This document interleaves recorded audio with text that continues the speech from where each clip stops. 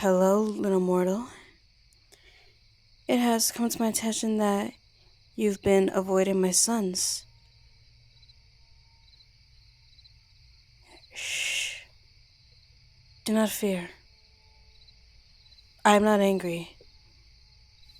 You are far from the first creature to evade the work of Hypnos and Onrios.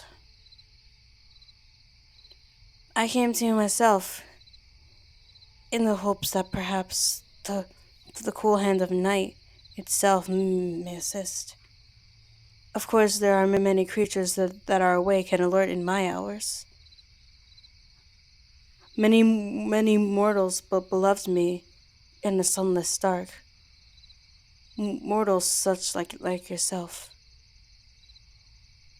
But you must sleep, and I highly doubt that Helios and Eros would extend you this kind of comforting courtesy.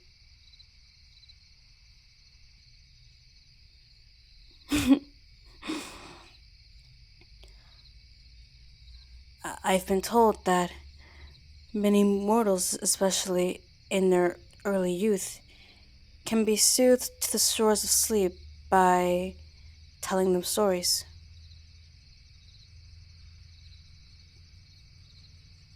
Shall I tell you a tale of Hades then? Fear not. It will not be a story of punishments and nightmares, but a happy remembrance. Lay back, settle in your sleep, dear heart. Allow your eyes to close. Let no light burn nearby, nor other sounds to distract from my voice. Simply ease the tension from your body and listen to my voice.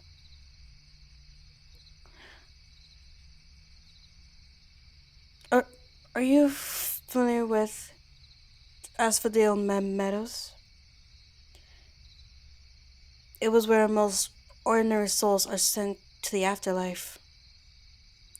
It is no place for punishment, such as Tartarus, but not as blissful as Elysium. Picture the long stern of star-like flowers of the asphodel flower, grown waist high and taller, and the translucent fingers of the dead caressing them. It is a peaceful place. The meadows, but little more. At least, that's how I might have described it before Our Lady came to us.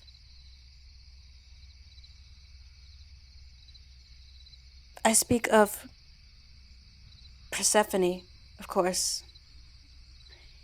Beautiful, young, flowering maiden, even within the underworld.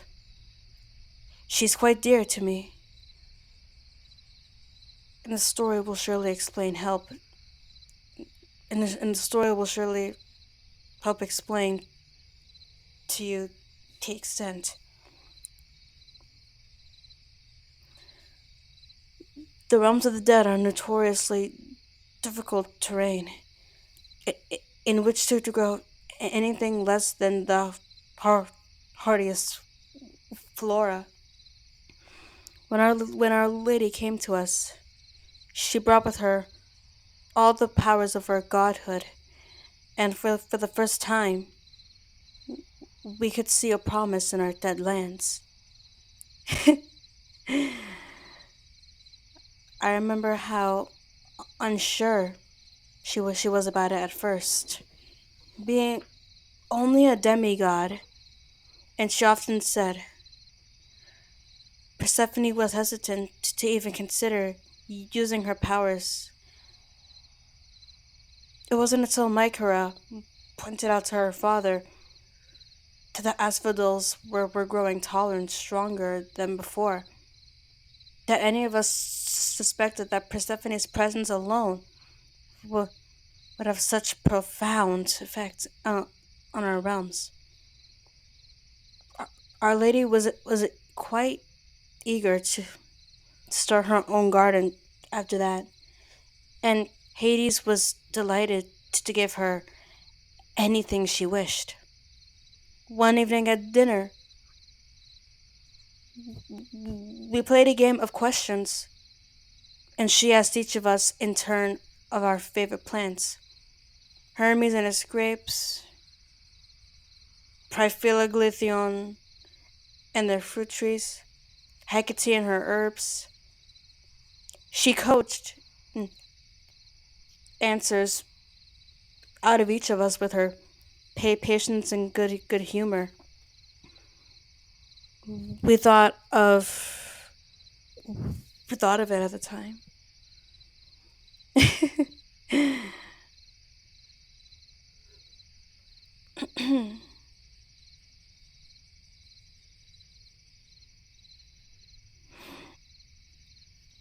I remember the first time setting foot in her new garden. Such beauty, such a powerful array of colors and smells of even flavor. Persephone walked through us, a tour with the delighted glee of a child displaying their first art piece to a proud parent. And each thing we had listed at dinner could could be found amidst the grounds. Not portioned off by individual either.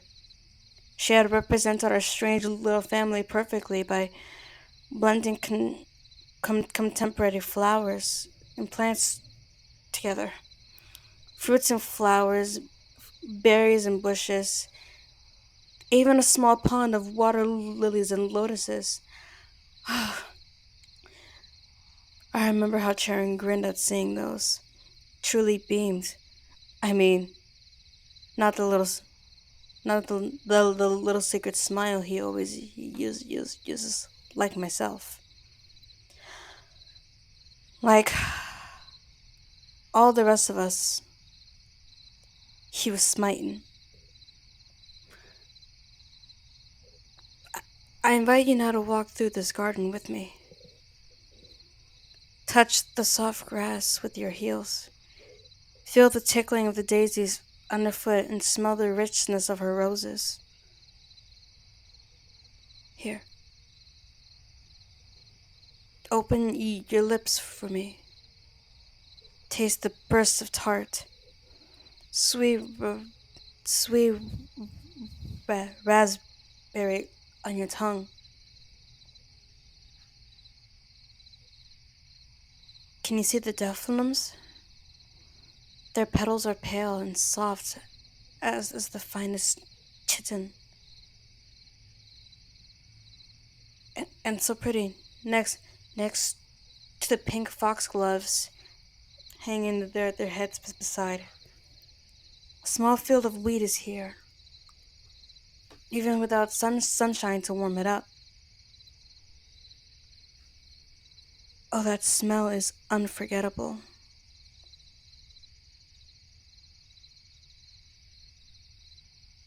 Hmm? What's this?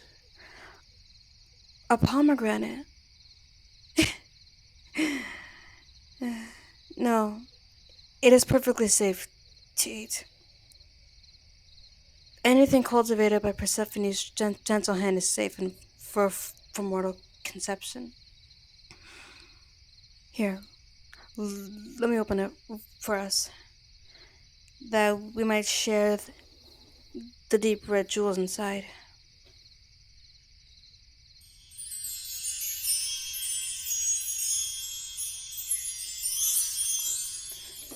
There we go. Here, run your fingers along this part here. The areas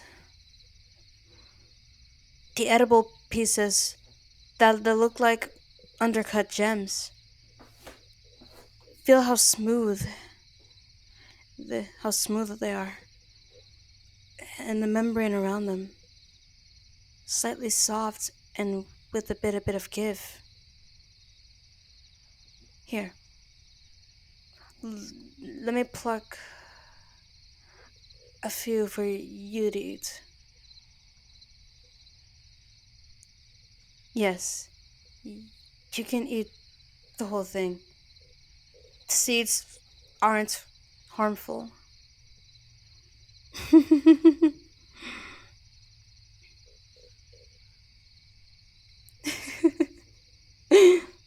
My, you have never tasted one before? Yes, they can be quite tart, but the flavor is quite luscious, no? Come, open your mouth again. You needn't stick your tongue out quite so far, my dear. Here.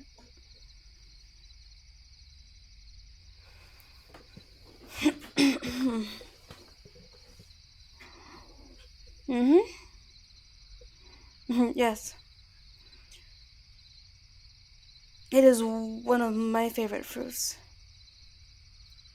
But, but it's not the one that Persephone planted for me. Pom, pomegranates, like asphodels, have always fared better in the underworld than other plants. No, for me, she planted violets.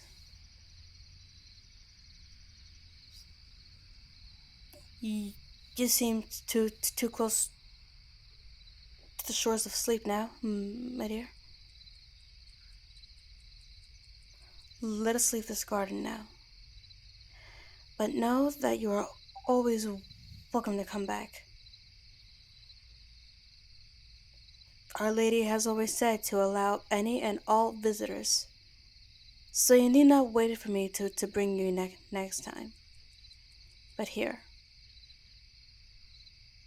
take a violet with you before you drift off.